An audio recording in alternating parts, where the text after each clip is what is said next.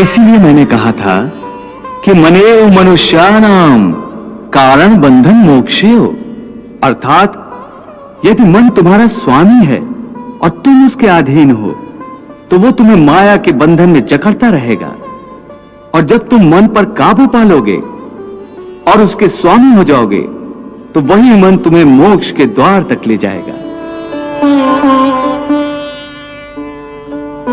हे मधुसूदन, यह कहना तो बहुत आसान है कि तुम मन पर काबू पालो, मन के स्वामी बन जाओ, परंतु यही तो सबसे दुष्कर कार्य है। हे केशव, मन तो वायु की तरह चंचल है। जिस प्रकार बहती हुई हवा पर काबू पाना असंभव है, इसी प्रकार इस चंचल मन को अपने अधीन करना अति दुष्कर काम है।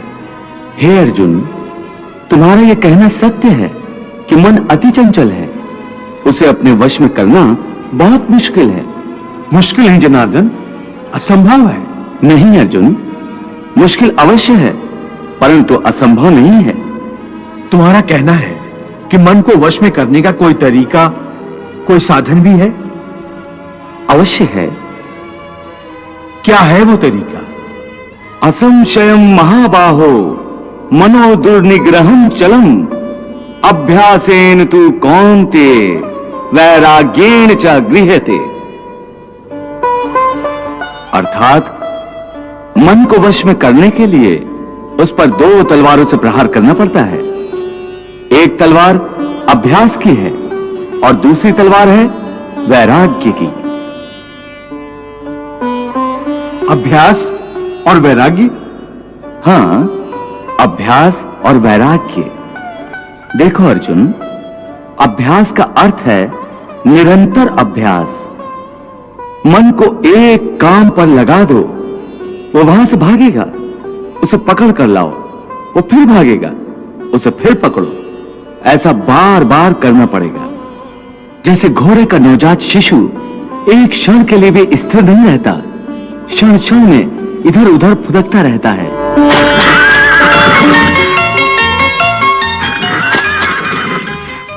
उसी प्रकार मन भी क्षण क्षण में इधर उधर फुदकता रहता है। एक चंचल घोड़े की तरह मन भी बड़ा चंचल होता है,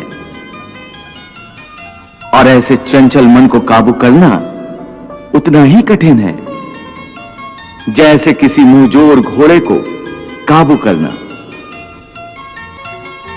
ऐसे घोड़े को काबू करने के लिए सवार जितना जोर लगाता है, घोड़ा उतना ही विरोध करता है और बार बार सवार को ही गिरा देता है। परंतु यदि सवार दृढ़ संकल्प हो तो अंत में वो सरकश घोड़े पर सवार हो जाता है। बस फिर वही घोड़ा सवार के इशारे पर चलता है। उसी प्रकार मन को भी नियंत्रण की रस्सी में बांधकर बार बार अपने रास्ते पर लाया जाता है, तो अंत में वो अपने स्वामी का कहना मानना शुरू कर देता है। इसी को कहते हैं अभ्यास की तलवार चलाना।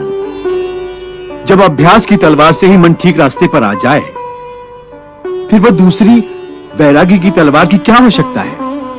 उसकी आवश्यकता इसलिए है कि एक बार ठीक रास्ते पर आ जाने के बाद मन फिर से उल्टे रास्ते पर न चला जाए, क्योंकि उल्टे रास्ते पर इंद्रियों के विषय उसे सदा ही आकर्षित करते रहेंगे।